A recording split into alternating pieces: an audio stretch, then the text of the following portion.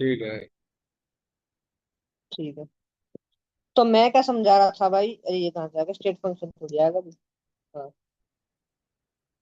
तो मैं समझा रहा था कि मान लो हमारे पास है परसेंटेज बाय वेट, का मतलब क्या होता है, ये हमारे पास बी कर लूँ जब मैं पीजी जाता हूँ नीचे।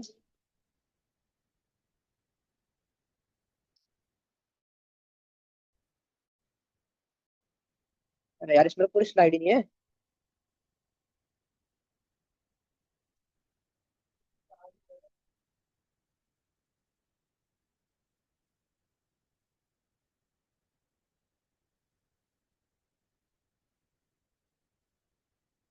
देखो, मैं क्या कहता था, मैं कह रहा था, अरे यार, हम्म, मैं कह रहा था कि मान लो हमारे पास है ये बीकर, इसमें है हमारे पास पानी। ठीक है। अब पानी है हमारे पास, तो मान ले इसका जो हमने निकाला percentage by weight, percentage by weight का मतलब है कि इस पानी में इस पानी में वेट कितना है बाय परसेंटेज, किस चीज का, ग्लूकोज का। ग्लूकोज सोल्यूशन है तो इसका मतलब है कितना परसेंट ग्लूकोज है इसमें पर ग्राम मान लिया, अगर 1 ग्राम है, 1 ग्राम के हिसाब से नापा है, 100 ग्राम के नाप से नापा है। ठीक है, ये बात है। तो मैं ये कह रहा था कि अगर हमारे पास है एक तरफ 100 ml यही सोल्यूशन और एक तरफ है 1000 ml, भाई बात तो सेम ही रहेगी, बात तो बदलेगी नहीं। ठीक है, बात आ गई समझ में। ठीक है। अब अगला पॉइंट, किसी को कोई डाउट हो बता दो पहले ही। पीपीएम का मतलब होता है पार्ट्स पर मिलियन, पीपीबी का होता है पार्ट्स पर बिलियन। किसी को इसका फॉर्मूला ना पता हो पूछ लेना पहले ही, मैं बता दूंगा, झुकूंगा नहीं बिल्कुल ही।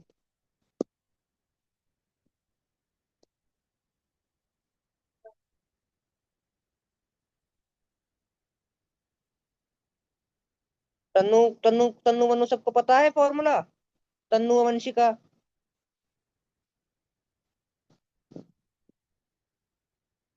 तुम्हें पता नहीं होगा यार, पर चलो तुम नहीं पूछना चाह रहे तो मैं क्या कर सकता हूँ। ठीक है। अगला पॉइंट पढ़ दे भाई प्लीज भाई, तू ही है सबसे एक्टिव।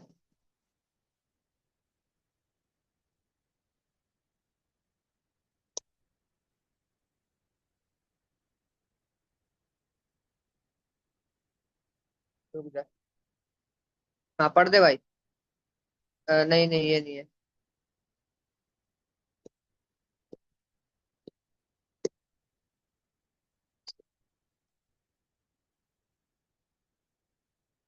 हाँ हाँ।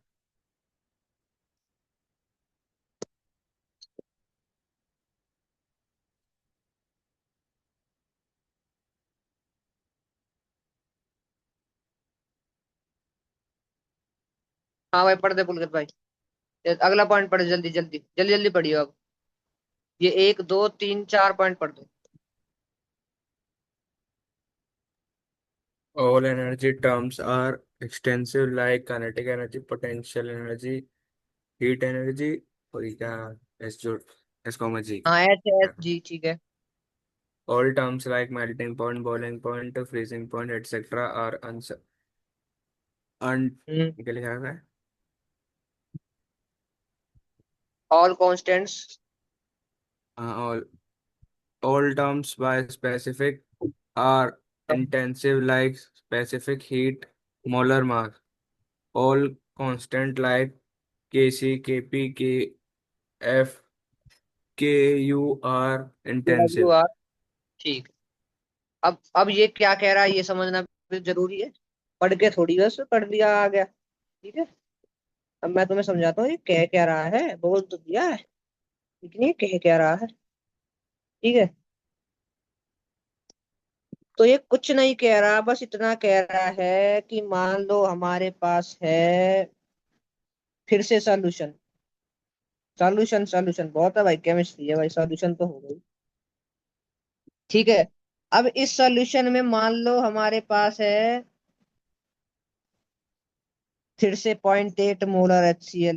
भाई ये तो आएगा ही, ये नहीं छूट सकता। तो 0.8 मोलर HCl में जितने मोल्स होंगे, या मैं तुम्हें एक काम करता हूँ, रीड करके ही समझाता हूँ, वो ज्यादा सही रहेगा, तो मेरे समझ में नहीं आएगा।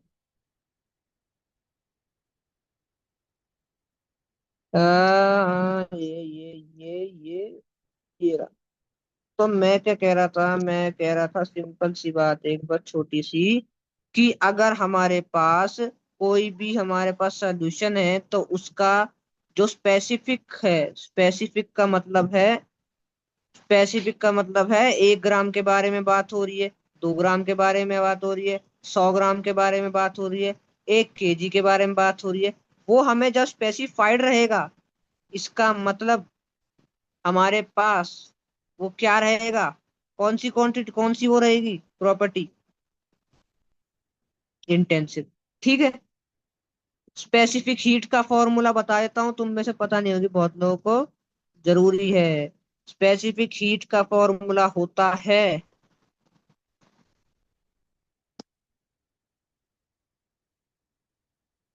वो हाँ, del by del, change in energy divide by change in time, ये स्पेसिफिक हीट का फॉर्मूला होता है।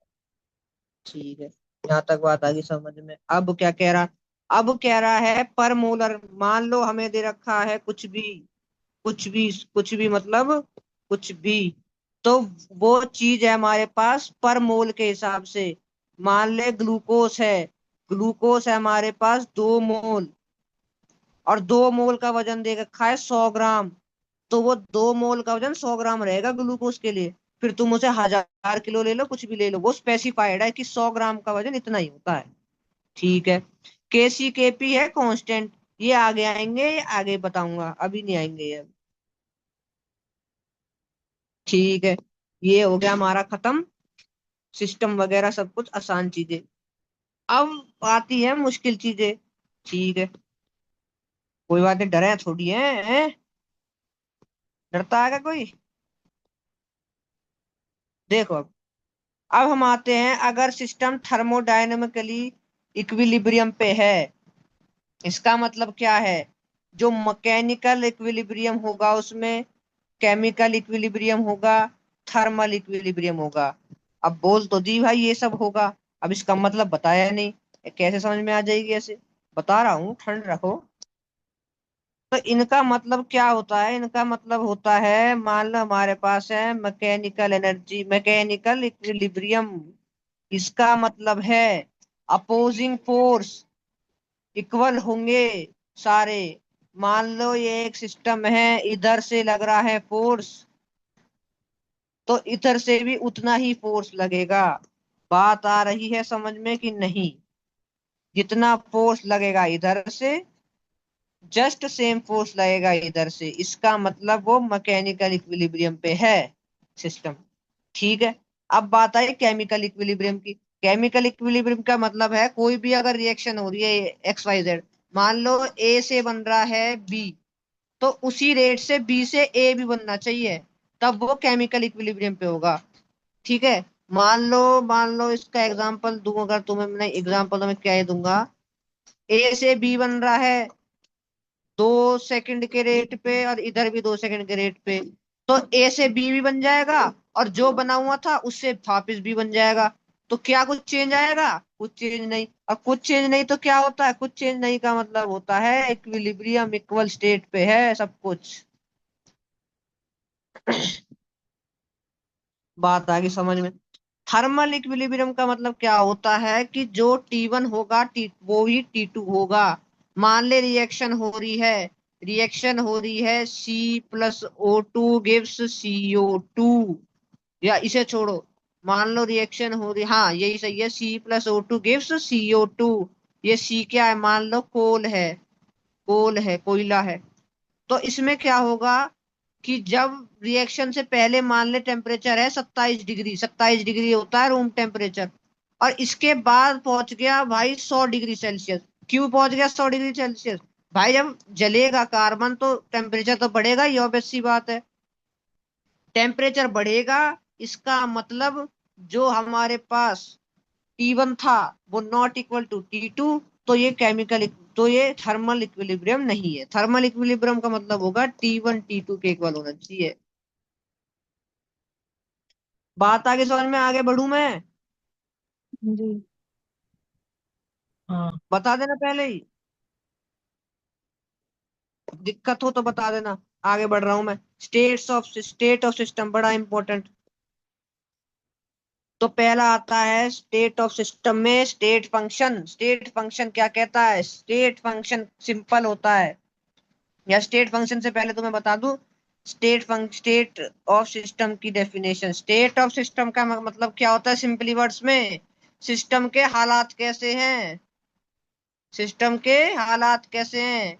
मान ले ये हमारे पास वो ही कप है, या कप नहीं, ये बना रखा है मैंने डायग्राम। मान लो हमारे पास बीकर है, उसमें एक गैस है, गैस नहीं लिक्विड है, गैस तो निकल जाएगी भाई, लिक्विड है।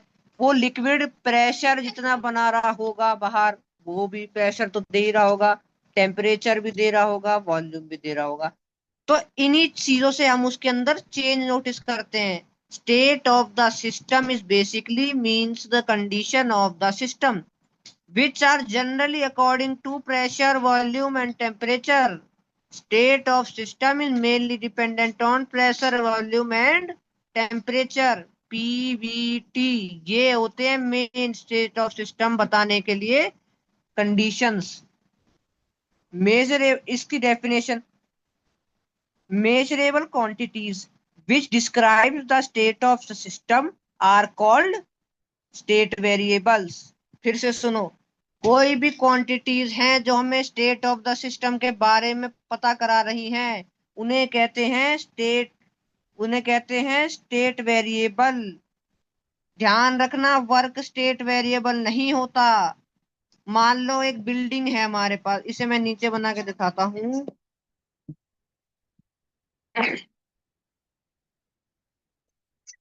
मान लो भाई, मान लो कि हमारे पास है एक बिल्डिंग। हमारे पास क्या है जी? बिल्डिंग है। बिल्डिंग हो गया तो क्या हो गया? बिल्डिंग देख रखी है हम। भाई ये एक बिल्डिंग है, ठीक है, इसकी हाइट है h। तो हमने एक बॉल को तो सीधा लेके गए इस बिल्डिंग तक, यहाँ डाल दी, और एक बॉल को लेके गए घुमा के यहाँ यहाँ यहाँ यहाँ यहाँ यहाँ यहाँ, फिर लेके गए। तो किस में वर्क ज्यादा होगा? जल्दी फास्ट आंसर चाहिए मुझे। किस में वर्क ज्यादा होगा? अरे बोल दो यार, किस में लेफ्ट वर्क वाली ज्यादा में। होगा? हैं? लेफ्ट वाली में। सेकंड वाली में। बात आगे समझ में, कोई सेकंड में। डाउट तो नहीं है हाँ सही है, बात डाउट तो नहीं है? नहीं। ठीक है। अब यहीं पे हम पोटेंशियल एनर्जी देखने बैठ जाएं। पोटेंशियल एनर्जी क्या होती है? ये यहाँ पे लेकर यहाँ तक कितनी हाइट है h, तो पोटेंशियल होती है mgh। भाई यहाँ से लेकर यहाँ पे फेंक दो, सीधा ले जाओ, चाहे 1 किलोमीटर दूर से फेंको यहाँ, अरे इसकी हाइट तो सेम ही है, पोटेंशियल एनर्जी तो mgh ही होगी। बात आगे समझ में? हाँ जी। हाँ आ गई होगी भाई, इतनी तो अकल है तुम में। ठीक है, ठीक है, अब मैं जल्दी जल्दी करा देता हूँ क्योंकि अभी ना काम रह रहा बहुत। देखो, इंपॉर्टेंट काम रह रहा है, डेरिवेशन वगैरह। ये बात आ गई समझ में? स्टेट फंक्शन भी साथ साथ बता दिया मैंने तुम्हें। स्टेट फंक्शन क्या होता है? स्टेट फंक्शन होता है a physical quantity said to be a state function if it depends only upon, only याद रखना, ओनली बहुत इंपॉर्टेंट शब्द है इस डेफिनेशन में। ओनली बहुत इंपॉर्टेंट शब्द है। ओनली मतलब कि सिर्फ और सिर्फ इनिशियल और फाइनल स्टेट पे ही डिपेंड करेगा। मान लो कि यहाँ से बॉल आई, यहाँ को गई, और एक गई सिंपल, तो इनिशियल और फाइनल स्टेट पे ही डिपेंड करेगी भाई पोटेंशियल एनर्जी। तो पोटेंशियल एनर्जी को मतलब नहीं है तुम कहाँ से लेके आए, कैसे लेके आए, उसे कोई मतलब नहीं है। उसे सिर्फ मतलब है इनिशियल और फाइनल पोजीशन से। बात आ गई समझ में? हाँ जी। हाँ या ना? हाँ जी। ठीक है। अब आ गई हमारी बात इसके, ये एक कर्व बना रखा है, ये भी सेम ही चीज है, किसी को पूछना हो बता दो, नहीं पूछना। अब इसके एग्जाम्पल क्या है भाई? इसके एग्जाम्पल सिंपल है, ज्यादा माथा पच्ची नहीं करनी तुम्हें। इंटरनल एनर्जी, अब आ गया इंटरनल एनर्जी का कॉन्सेप्ट। इंटरनल एनर्जी और गिब्स एनर्जी और एंथैल्पी, ये सारे इसके एग्जाम्पल है। ठीक है। अब बारी आ गई स्टेट फंक्शन और पाथ। पाथ फंक्शन क्या होता है? अब स्टेट के बाद आता है पाथ फंक्शन, उसकी डेफिनेशन नहीं लिख रखी। पाथ फंक्शन क्या होता है? फंक्शन, लिखूं क्या? लिख देता हूँ यार।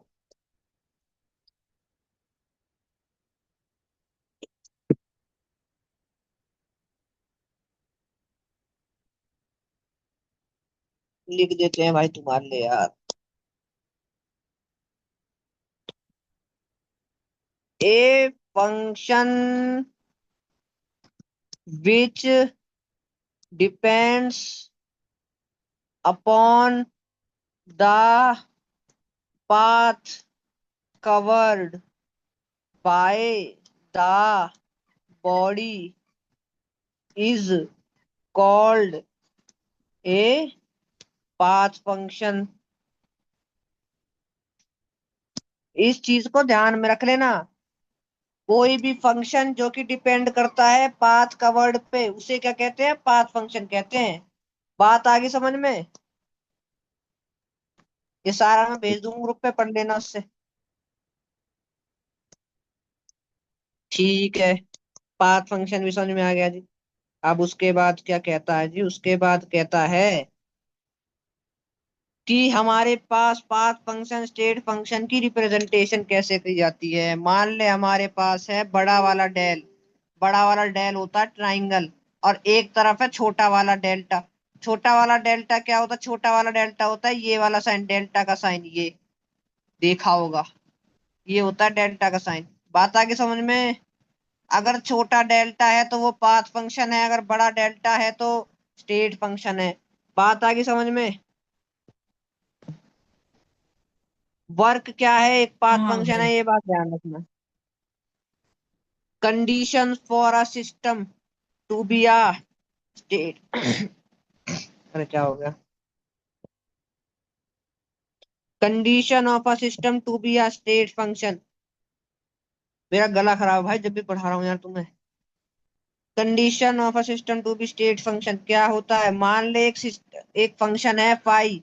किसके फंक्शन फाई है? किसके रिस्पेक्ट में? एक्स कॉमा वाई के रिस्पेक्ट में। तो जो स्टेट फंक्शन होगा वो होगा phi two minus phi one. इसमें ज्यादा ध्यान मत देना कि भाई क्या यार क्या चीज है ये। सिंपल सा कंसेप्ट है, ज्यादा इस पे वो नहीं देना जोर।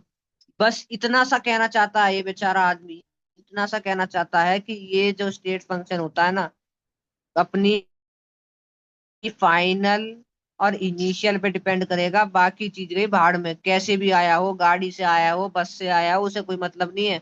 उसे मतलब है कि कहाँ से आया था और कहाँ को जाएगा। बात आ गई समझ में? अगर साइक्लिक प्रोसेस है तो चेंज क्या हो जाएगा? जीरो हो जाएगा। मान लो ये हमारा पॉइंट है, यहां से बॉडी आई और यहीं पे वापिस आ गई। अब चाहे वो कहीं से आई हो, यहां से जाके यहाँ आई हो, यहां से जाके यहाँ आई हो, यहाँ से आई हो, यहाँ से आई हो, यहाँ से आई हो, भाई इसका जो फाइनल और इनिशियल पॉइंट तो सेम ही हो गया। डिस्प्लेसमेंट की तरह ये क्या हो गया? स्टेट फंक्शन जीरो हो गया। बात आगे समझ में? भाई इससे बढ़िया तो मैं समझा नहीं सकता, समझ में आ गई होगी जहां तक है। अब यूलर्स लॉ। अब यूलर्स लॉ भाई मुश्किल है, समझ लेना ध्यान से। यूलर्स लॉ क्या चीज है? मुश्किल चीज है, ढंग से समझ लेना भाई। मान लो suppose that we have to suppose that we have two quantities, या क्वांटिटी तो चल एक काम करते हैं, भी हमारे पास है एक फंक्शन एक्स और वाई के रिस्पेक्ट में। ठीक है, तो वो यूलर्स लॉ कब फॉलो करेगा? पहली बात तो ये, जो भी स्टेट फंक्शन होगा वो यूलर्स लॉ जरूर फॉलो करेगा। अगर वो यूलर्स लॉ नहीं फॉलो करेगा तो वो स्टेट फंक्शन नहीं है। ठीक है। ठीक है, तो इसका क्या होती कंडीशन, इसकी कंडीशन होती है, मान ले हमारे पास है 5, तो एक बार करली 5 अपॉन करली एक्स, इसका डिफरेंशिएशन, करली का मतलब होता है आधा डिफरेंशिएशन, मतलब अधूरा डिफरेंशिएशन, पूरा नहीं अधूरा। ठीक है, y को कांस्टेंट लेते हुए x के रिस्पेक्ट में करो साई की डिफरेंशिएशन। उसके बाद जो आंसर आया, उसके बाद जो आंसर आया उसको करो फिर, रुक जाओ, अब हमारे पास आया करली साई अपॉन करली एक्स। ठीक है, किसके रिस्पेक्ट में, करली साई, सॉरी, करली अपॉन में करली वाई, किसको कांस्टेंट लेते हुए, एक्स को कांस्टेंट लेते हुए। बात आगे समझ में, डाउट है तो पूछ लो, अभी बता रहा हूं मैं। दोबारा डाउट बता दे। है? दोबारा बता दे। ठीक है, एक बार ये यूरल थ्योरम फिर से बताना। ठीक है। मान लो हमारे पास कोई स्टेट फंक्शन है। अब स्टेट फंक्शन की कंडीशन होती है वो यूलर्स रेसिप्रोसिटी थ्योरम फॉलो करेगा। अब ये क्या होता है, अब देखो ध्यान से देखो, हमारे मैं ही बता देता हूँ, चलो। हमारे पास है एक फंक्शन फाई, ठीक है, जो कि फंक्शन है एक्स कॉमा वाई के रिस्पेक्ट में। ठीक है, हमारे पास है function phi X comma Y के रिस्पेक्ट में। यहां तक बात समझ में आ गई? ठीक है, अब हमें क्या करना है, हमें करना है इसका क्या, पार्शियल डिफरेंशिएट। पार्शियल डिफरेंशिएट होता है करली, पार्शियल डिफरेंशिएट करेंगे पाई का, किस एक बार ले लेंगे एक्स के रिस्पेक्ट में, और कांस्टेंट ले लेंगे वाई को। यहां तक बात समझ में आ गई? हाँ। बहुत धीरे धीरे समझा रहा हूँ। अब हमारे पास जो भी आंसर आया, हमारे पास आंसर क्या आएगा, हमारे पास आंसर आएगा ये करली साई अपॉन करली एक्स, ये तो आंसर है। ठीक है, अब हमने इसका फिर से कर दिया, क्या कर दिया, फिर से कर दिया हमने पार्शियल डिफरेंशिएशन। किसके रिस्पेक्ट में, अब की बार वाई के रिस्पेक्ट में, और अब की बार हमने एक्स को लिया है कांस्टेंट। पिछली बार क्या लिया था, वाई कांस्टेंट, अब की बार क्या लिया है, एक्स कांस्टेंट। तो ये जो वैल्यू आएगी ना, ये वैल्यू और ये वैल्यू इक्वल होनी चाहिए जब वो यूलर्स लॉ कर रहा होगा। ठीक है, वैसे ये स्कूल के लिए बिल्कुल जरूरी नहीं है, कंपटीशन में भी बस एडवांस में एक बार आया था, उसके बाद आज तक तो आया नहीं। बस ये पूछ लेगा ये दोनों फॉलो करते हैं नहीं करते, स्टेट फंक्शन होंगे तो फॉलो करेंगे। ओके। ठीक है, किसी को दिक्कत तो नहीं है? पी विजिकल टू एनआरटी का एग्जांपल लेके दे रखा है, वही चीज है। पी को डिफरेंशिएट करा टी के रिस्पेक्ट में, बी को ले लिया हम, वॉल्यूम को ले लिया कांस्टेंट, फिर ले लिया पी को डिफरेंशिएट कर टी के रिस्पेक्ट में, फिर हमने ले लिया उसको कांस्टेंट, फिर हमने पी को रिस्पेक्ट किया यू के रिस्पेक्ट में,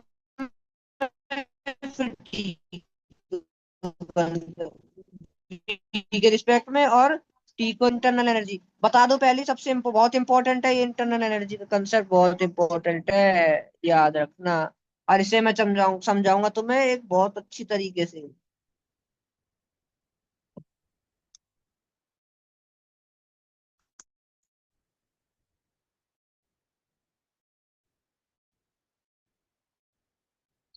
नीचे जाते हैं, ठीक है, इसको ले लो ह्यूमन बीइंग।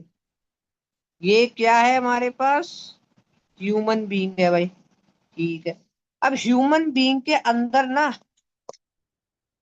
इलेक्ट्रॉन होंगे। अभी हम माइक्रोस्कोपिक लेवल पे देख रहे हैं, मैक्रोस्कोपिक लेवल पे नहीं देख रहे। यहाँ पे इलेक्ट्रॉन प्रोटॉन होंगे, इलेक्ट्रॉन होंगे प्रोटॉन होंगे। ठीक है, इसके अंदर इलेक्ट्रॉनिक एनर्जी होगी, इसके अंदर पॉजिटिव एनर्जी होगी। ठीक है, तो इनकी एनर्जियों का सम जो होता है उसे कहते, क्या कहते हैं, उसे कहते हैं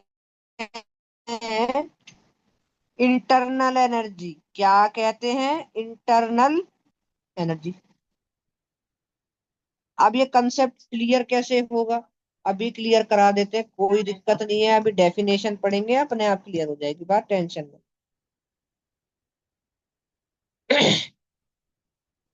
दिक्कत हो गया है गले में। मान लो ये हमारे पास सिस्टम है, इसके अंदर हमारे पास क्या क्या एनर्जी होंगी, इंटरनल एनर्जी किन किन का सम होता है, न्यूक्लियर एनर्जी का सम। न्यूक्लियर एनर्जी बताया था नीचे, प्रोटॉन की एनर्जी को क्या कहते हैं, न्यूक्लियर एनर्जी कहते हैं। ठीक है जी, ठीक है।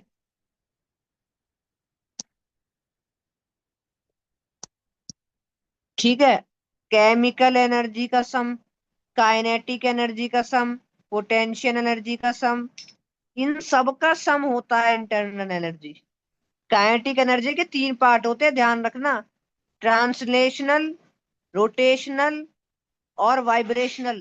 ट्रांसलेशनल का मतलब होता है हमारे पास, मान लो ये है axis, X axis, Y axis, Z axis. ठीक है, क्या है हमारे पास, एक्स एक्सिस, वाई एक्सिस और जेड एक्सिस। तो इसके अलावा जो भी हमारे पास काइनेटिक एनर्जी होगी उसे ट्रांसलेशनल एनर्जी कहते हैं। बात आ गई समझ में? भाई आवाज कट आ गई, गई ये है। दोबारा बताइए। मैं ये कह रहा हूं हमारे पास एक्स वाई कोऑर्डिनेट है, एक्सिस है, उसके अलावा जो भी एनर्जी होगी ना काइनेटिक एनर्जी, उसे क्या कहते हैं, ट्रांसलेशनल एनर्जी कहते हैं। बात आगे समझ में? हाँ जी, हाँ जी, ओके। अभी एक गिलास गर्म पानी लेंगे, गला गले में। ठीक है। हाँ चलो। अब इसके बाद आता है रोटेशनल एनर्जी।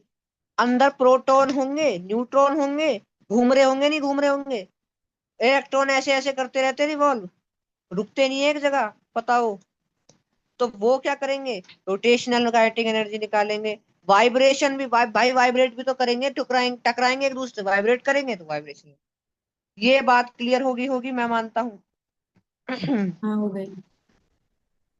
रिवर्सिबल प्रोसेस और नॉन रिवर्सिबल प्रोसेस बड़ा ही इंपॉर्टेंट आ चुका है भाई, ये सबसे इंपॉर्टेंट है सब में जितने भी बताए हैं, सबसे इम्पोर्टेंट एक फॉर्मूला होता है चेंज इन इंटरनल एनर्जी का, इसे देख लो जरा। सिंपल फॉर्मूला है, कोई ज्यादा दिक्कत वाली बात नहीं है इस फॉर्मूले में ना। फॉर्मूला क्या होता है हमारे पास, फॉर्मूला होता है, रुक जा भी दिखाता हूँ क्या हो जाएगा।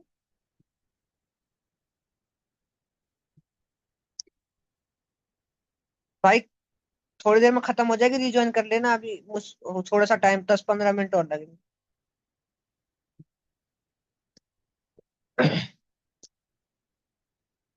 अरे यार,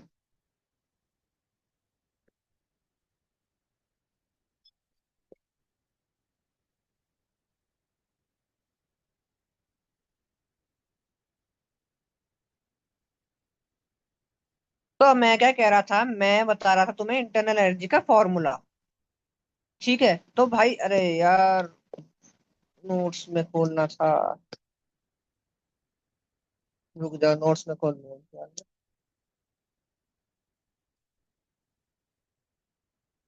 ठीक है, आ गया। तो मैं तुम्हें फॉर्मूला बता रहा था भाई, फॉर्मूला ना वो इंटीग्रेशन से निकलता है, तो जिसको भी डाउट हो पूछ लेना, कोई दिक्कत वाली बात नहीं है, कोई दिक्कत मत लेना कि पूछे ना पूछे, ठीक है, पूछ लेना, साफ सीधी सी बात। तो इसका फॉर्मूला क्या होता है, सिंपल सा, इसका फॉर्मूला होता है del E is equal to, del E मतलब change in internal energy, equal to n into CV dt। CV dt का इंटीग्रेशन किस, लिमिट, लिमिट कहाँ से कहा था कि T1 to T2 है लिमिट। ठीक है, अब तुमने कहा भाई ये तो तूने बता दिया फॉर्मूला क्या है, ये बताया नहीं है क्या चीजें होती हैं, बता रहा हूँ सबर करो। सीवी का मतलब होता है टेम्परेचर डिपेंडेंट, सीवी का मतलब क्या होता है, टेम्परेचर डिपेंडेंट। सॉरी ये तो नीचे है, ऊपर जो सीवी दिख रहा है ये है टेम्परेचर इंडिपेंडेंट, सॉरी सॉरी, ये है टेम्परेचर इंडिपेंडेंट, मतलब टेम्परेचर पर डिपेंड नहीं करता, कुछ भी कर लो। ठीक है, और T1 T2 हमारे पास टेम्परेचर है। तो इसका फॉर्मूला भाई ये क्या होता है, इंटीग्रेशन का एन इंटू सी वी, फिर लिमिट कहाँ जाती है, लिमिट पुट कर देंगे तो T2 - T1। ये बात समझ में आ गई होगी, ठीक है। अब मैं क्या कह रहा था, अब अगर टेम्परेचर डिपेंडेंट है हमारे पास कोई भी इंटरनल एनर्जी, तो भी उसका फॉर्मूला सेम रहता है, लेकिन फिर क्या हो जाता है, बस टेम्परेचर डिपेंडेंट वर्ड आ जाता है। ये बात भी ठीक है, ये बात भी समझ में आ गई, कोई दिक्कत नहीं है, दिक्कत तो हो नहीं दूंगा ना मैं। फिर आती है बात, molar heat capacity at constant volume is denoted by CV. ये है असली चेहरा इसका, इतना बड़ा। और हमें क्या लग रहा था कि ये तो बस छोटी सी चीज है। भाई छोटी चीज नहीं है, बहुत तगड़ी चीज है।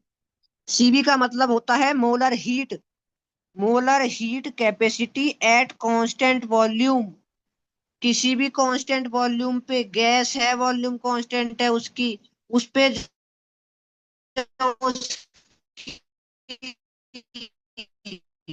आवाज कट रही है तेरी। हर मोल पे हीट कैपेसिटी होगी, उसे क्या। आवाज कट रही है, फिर से बोल देता हूँ, कोई दिक्कत नहीं, बोलते करो। मैं क्या कह रहा हूँ, मैं कह रहा हूँ मोलर, मैं गरम मंगाया था वो। इस पे क्या कह रहा था, मैं कह रहा था मोलर हीट जो होती है, मोलर हीट कैपेसिटी किसी भी कांस्टेंट वॉल्यूम पे उसे सीवी से डिनोट करते हैं। ये इतना कहा था बस, बात आ गई समझ में। हाँ जी। रिवर्सिबल इरिवर्सिबल सबसे इंपॉर्टेंट टॉपिक जो मैं बता रहा था अभी तुम्हें, अब वो स्टार्ट हो रहा है। मैं जल्दी खत्म कर दूंगा, वैसे कोई बड़ी बात नहीं है। तुम्हें देखना है, एक कंटेनर है, फॉर एग्जांपल एक कंटेनर है हमारे पास। मैं नीचे बना दूं या फिर इसी में बता दूं? बना देता हूँ, चल तुम कह रहे हो तो बना देता हूँ। मान लो, मान लो भाई, मान लो, मान लो बात मेरी। हमारे पास क्या है, हमारे पास है एक कंटेनर जिसके अंदर गैस ऊपर लग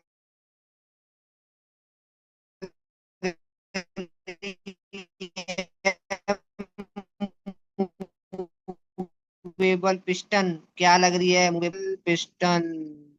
ठीक है, इसके अंदर क्या भरा हुआ है भाई, इसके अंदर है गैस, इसके अंदर है गैस। गैस क्या लगा रही होगी ऊपर की तरफ, फोर्स। गैस ऊपर लगा रही होगी, फोर्स या प्रेशर कह लो। बाहर का प्रेशर भी अंदर लग रहा होगा। तो जब दोनों का प्रेशर इक्वल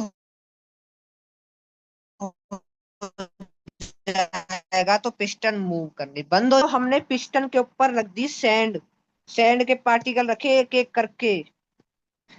हमारे पास है सैंड, हमने ना, रुक जाए काम करता हूँ, चल ठीक।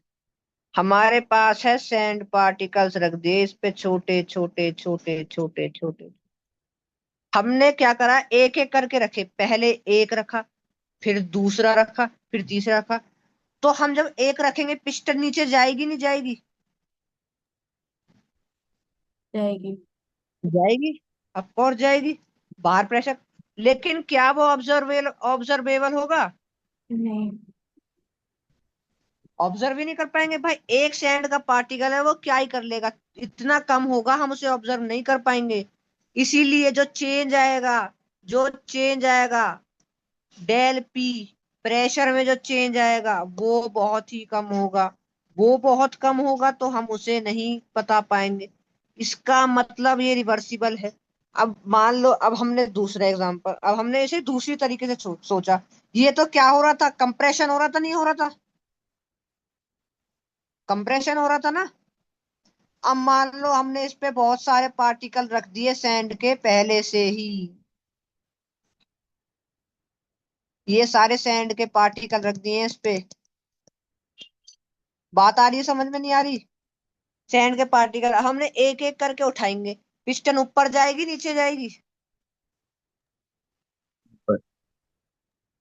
ऊपर जाएगी भाई। ऊपर। सैंड का पार्टिकल हटा रहे, प्रेशर ऊपर से कम हो रहा है तो ऊपर जाएगी। बात सही है, एकदम सही है। तो इसका मतलब क्या है, हम उसे ऑब्जर्व कर पाएंगे जो ये ऊपर जाएगी? नहीं। नहीं कर पाएंगे भाई। छोटा सा चेंज आ रहा, माइनर सा, हम कैसे पता लगाएंगे? नहीं लगा सकते। तो इसका मतलब कि ये भी रिवर्सेबल है, ये क्या है? Reversible process. जब भी हम एक एक करके शेयर उठाएंगे या रखेंगे तो हम उसे एक हटा सकते हैं, एक रख सकते हैं उसी टाइम पे, तो वो रिवर्सिबल है। बात आ गई समझ में, हाँ या ना? आ रही आई है। गई होगी भाई, क्यों नहीं आएगी, हम समझा रहे अच्छी तरीके से। समझ में आ रहा है ना सारा? कोई दिक्कत तो नहीं किसी को? बता देना। हाँ ठीक है। तो अब वापिस ऊपर चलते हैं। ये डायग्राम समझ में आ गया था सबको? ये डायग्राम बना रखा है जो समझ में आ रहा है सबको? आ रहा है। ये वाला। ठीक है। तो मैं क्या कह रहा था, मैं बस कुछ नहीं ज्यादा, बस मैं इतना कह रहा था कि रिवर्सेबल का मतलब है जो पी एक्सटर्नल मतलब प्रेशर बाहर से, पी इंटरनल अंदर का प्रेशर, प्लस डीपी। डीपी क्या है? Change in pressure. डीपी क्या है? Change in pressure. बात आ गई समझ में? डेल्टा पी क्यों नहीं डीपी क्या है? डेल्टा टी लिख दो, कोई दिक्कत नहीं, बात तो सेम ही है। ओके डीपी का मतलब भी चेंज होता है। ठीक है। ओके। ठीक है। अब रिवर्सिबल के लिए भाई माइनस हो जाएगा, एक्सपेंशन के लिए माइनस ही तो होगा, प्रेशर कम हो रहा है एक्सपेंशन में। अब इसकी ना डेफिनेशन है। ये डेफिनेशन से पहले एक चीज बता दूं, जो इंटरनल